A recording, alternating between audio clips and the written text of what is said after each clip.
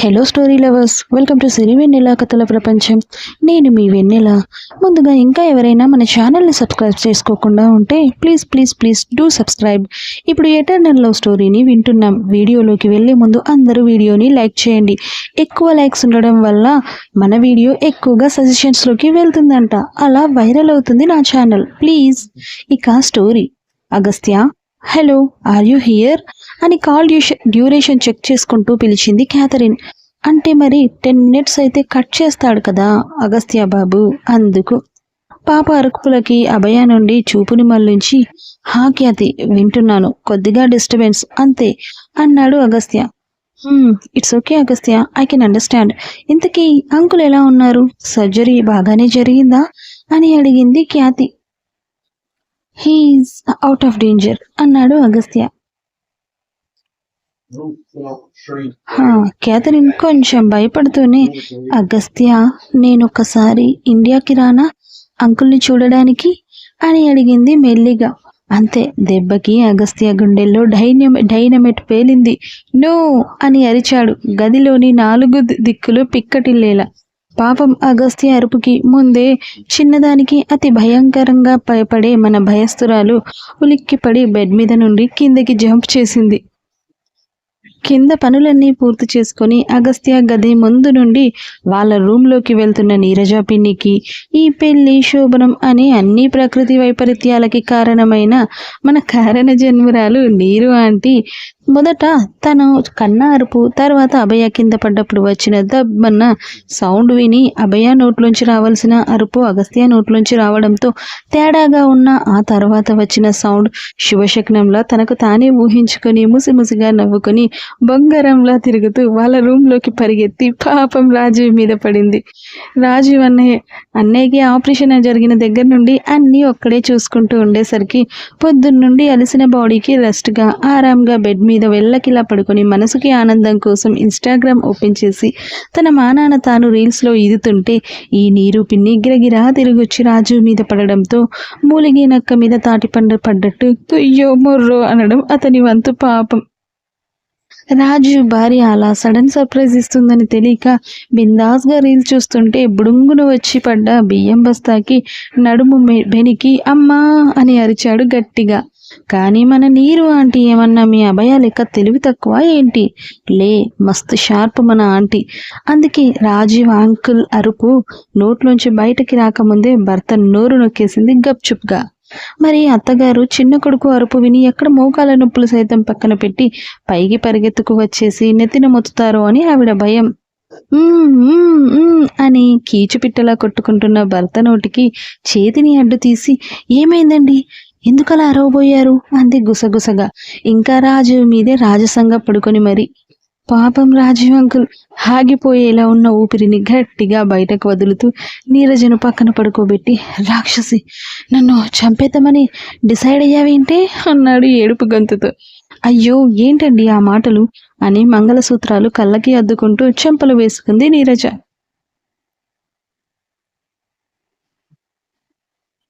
అగస్త్య అరుపుకి కింద పడ్డ అభయను విసుగ్గా చూస్తూ, ఏయ్, ఇప్పుడెందుకు కింద పడ్డావే అన్నాడు కోపంగా అగస్త్య. కింద పడ్డ అభయ అక్కడే బాసింపట్లు వేసుకొని మరీ కూర్చొని భయంగా అగస్త్యను చూస్తూ, మీరెందుకు అంత గట్టిగా అరిచారు అగస్త్య గారు అని అడిగింది మెల్లిగా. వీళ్ళిద్దరూ మర్చిపోయిన విషయం ఇక్కడ బేబీ ఇంకా కాల్లోనే ఉందని. ఆ బేబీకి ఇంగ్లీష్ తప్ప తెలుగు అర్థం కాదు. ఇది అగస్త్యకి ప్లస్ పాయింట్ అయితే అభయ వాయిస్, ఆ వాయిస్లోంచి వచ్చిన అగస్త్య గారు అన్న పిలుపు minus point.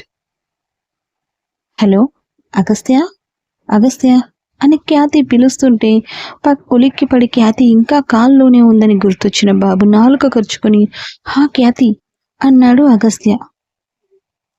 What happened Agastya, are you okay అని అడిగింది ఈ బేబీ. ఖ్యాతి క్వశ్చన్కి గొంతు సవరించుకొని, I'm okay Khyati, call you tomorrow, bye అంటున్న అగస్త్య మాటకి అడ్డొస్తూ, అగస్త్య ఇంకా 1.5 minute మిగులుంది అని చెప్పింది బేబీ. ఇక అతను అసహనంగా అని ఊపిరి వదిలి జుట్టు పీక్కుంటూ వాట్ అన్నాడు కళ్ళు మూసుకొని కోపాన్ని అనుస్తూ. అగస్త్య, నీ పక్కన ఎవరున్నారు అని అడిగింది బేబీ. ఖ్యాతి, చాలా అసహనంగా పలికాడు అగస్త్య. సారీ అగస్త్య, నిన్ను ఇబ్బంది పెడుతున్నాను, బట్ ఎవరో అమ్మాయి గొంతు అని అగస్త్యాన్ని వినిపించింది, అందుకే అంటున్న ఖ్యాతి మాటకి it's none of your matter Khyathi, anything else అన్నాడు చాలా సీరియస్గా బాబు. అగస్త్య వాయిస్లోని బేస్కి సైలెంట్ అయిపోతూ, అది నేను ఇండియా అని అంటున్న ఆమె మాట పూర్తి కాకముందే, నో ఖ్యాతి, అవసరం లేదు, నేనే టుమారో స్విచ్ స్టార్ట్ అవుతాను, బాయ్, గుడ్ నైట్ అని అవతలి వైపు రీప్లే వినకుండా కాల్ కట్ చేసి పాడేశాడు అగస్త్య. అప్పటికి తన టైం 10 minutes కూడా పూర్తవడంతో ఇక మళ్ళీ కాల్ చేయలేదు ఖ్యాతి. ఇంకా కిందే కూర్చున్న అభయను షార్ప్గా చూస్తూ, బెటర్ నువ్వు అక్కడే పడుకోవడం, కాదని కార్యమని ఫస్ట్ నైట్ అని వంకలు పెట్టుకొని నా బెడ్ మీదకి వచ్చావంటే మాత్రం గుర్తుందిగా, నా పనిష్మెంట్ బెల్ట్ తీస్తా అని విలన్లా సింగిల్ ఐబ్రో రైజ్ చేసి కోపంగా బెడ్ మీద అడ్డంగా పడిపోయాడు అగస్త్య. అగస్త్య వార్నింగ్కి అభయ కళ్ళు పెద్దవి చేసుకుని భయపడుతూ బిక్కుమంటూ చూసి కిందే సెటిల్ అయితే, కళ్ళు మూసిన 2 క్షణం అగస్త్య కండిషన్స్ చెప్పడం మర్చిపోయాడని గుర్తొచ్చి దిగ్గున లేచి కూర్చుంటూ, అగస్త్య గారు అని భయపడుతూనే మెల్లిగా పిలిచింది మన భయం పాప. పలకడం కాదు కదా, అసలు కదల్లేదు అగస్త్య. మరిక్కడ మీరు మా వాడికి ఏదో చెవుడు అనుకునేరు, ఏం కాదు. ఆమె పిలుపు అతని చెవులను చేరలేనంత మెల్లగా పిలిచింది మరి మీ హీరోయిన్ గారు. ఏంటి కదలట్లేదు అనుకొని ఈసారి కాస్త గొంతు సవరించుకొని మరోసారి అగస్త్య గారు అంది కొంచెం గట్టిగా. ఎక్కడో నూతిలోంచి వస్తున్న అభయ గొంతు విని కళ్ళు తెరవకుండానే ఏంటి అన్నాడు అగస్త్య.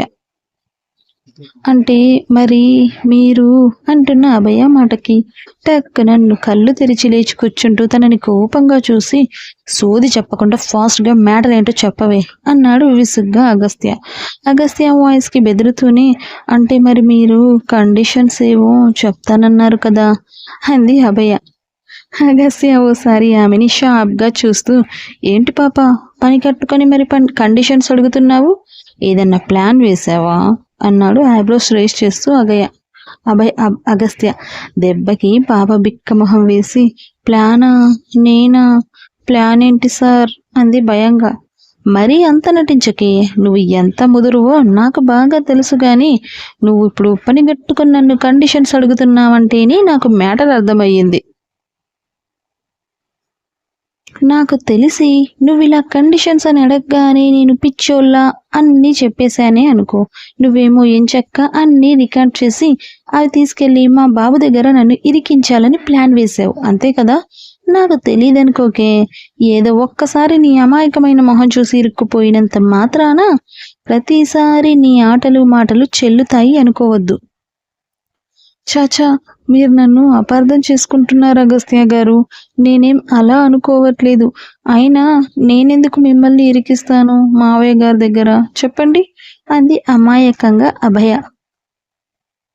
అబచ్చా, నువ్వు మరీ అంత అమాయకమైన మొహం పెట్టకే అభయ.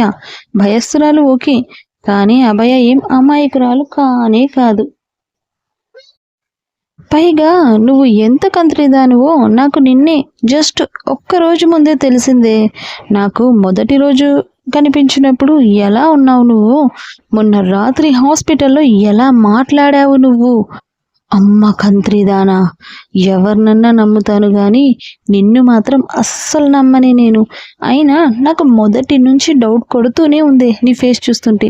నీ ఫేస్కి అవుట్కి ఎక్కడో తేడా కొడుతుంది అనుకున్నాను, కానీ నా లైఫ్కే ఎసరు పెడతావని అనుకోలేదే. నాకు తెలుసే నీ ప్లాన్. నేను కండిషన్స్ ఇప్పటి నుంచి చెప్పానే అనుకో, అవన్నీ మా బాబుకి చెప్పడమో లేదంటే నా కండిషన్స్ని ఎలా తప్పించుకోవాలో ప్లాన్ చేయడమో చేస్తావు.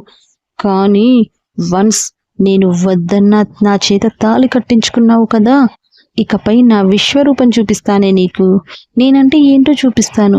నిన్ను ఎటు తప్పించుకోకుండా లాక్ చేశాను, కుడితిలో పడ్డ ఎలకలాగా గిలగిలా తిప్పుకునేలా చేస్తాను అన్నాడు అగస్త్య సీరియస్గా. అగస్త్య గారు, మీరు నన్ను అపార్థం చేసుకుంటున్నారండి. నేను ఏది కావాలని చేయలేదండి అంది అభయ పాప. నెక్స్ట్ ఏం జరగబోతుందో తెలుసుకోవాలనుకుంటే వింటూనే ఉండండి eternal love only and Sirivennela కథల ప్రపంచంలో. ప్లీజ్ అండి వీడియోకి ఎక్కువ లైక్స్ ఇవ్వండి. లైక్స్ ఎక్కువ ఇస్తే సజెషన్స్లోకి ఫాస్ట్గా వెళ్ళి వీడియో వైరల్ అయ్యి ఛానల్ గ్రోత్ పెరుగుతుంది. ఈ ఎపిసోడ్కి మీరు 500 లైక్స్ అండ్ 2000 వ్యూస్ ఎప్పుడైతే వస్తాయో అప్పుడు నేను వెంటనే నెక్స్ట్ అప్డేట్ ఇచ్చేస్తాను. మీ షేర్స్ని బట్టి వ్యూస్ పెరుగుతాయి, మీ లైక్స్ని బట్టి సజెషన్స్ పెరుగుతాయి. సో నా టార్గెట్ 500 లైక్స్, 2K వ్యూస్. అర్థమైంది కదా? Please please please